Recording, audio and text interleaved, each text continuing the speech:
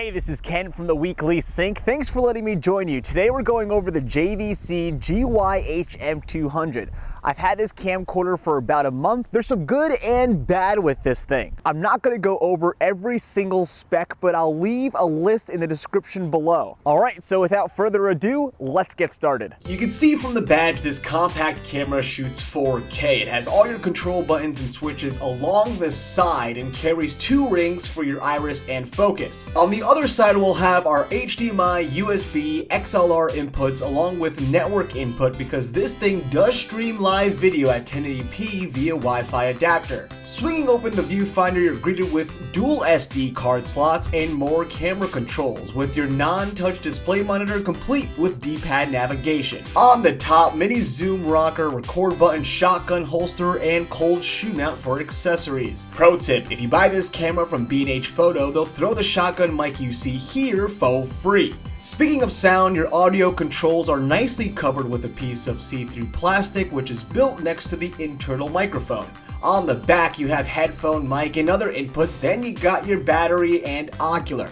Okay, enough about the body, let's see some 4K footage. The lens can go down to a whopping f1.2, but getting there needs some wrestling because as soon as you zoom, the f-stop goes up to f3.5.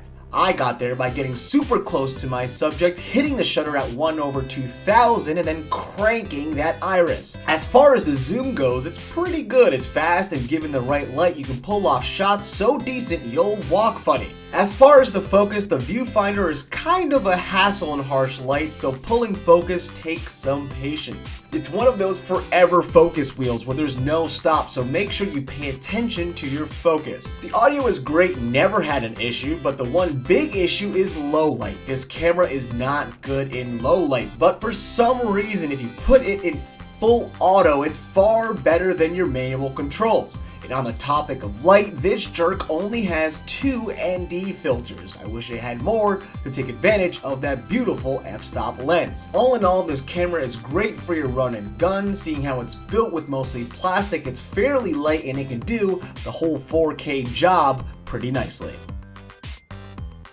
And that concludes our review. You can see there's some good and some bad with this camera, but with a price point at around $2,000 for this model and like $1,400 or so for the lower one, you can see why so many people might be buying this. It's a price point to sell. If you like this video and you want to see more, encourage me by hitting that like button. Again, I'm Ken from the Weekly Sync. Thanks for letting me join you, and I'll see you the next time you hit play.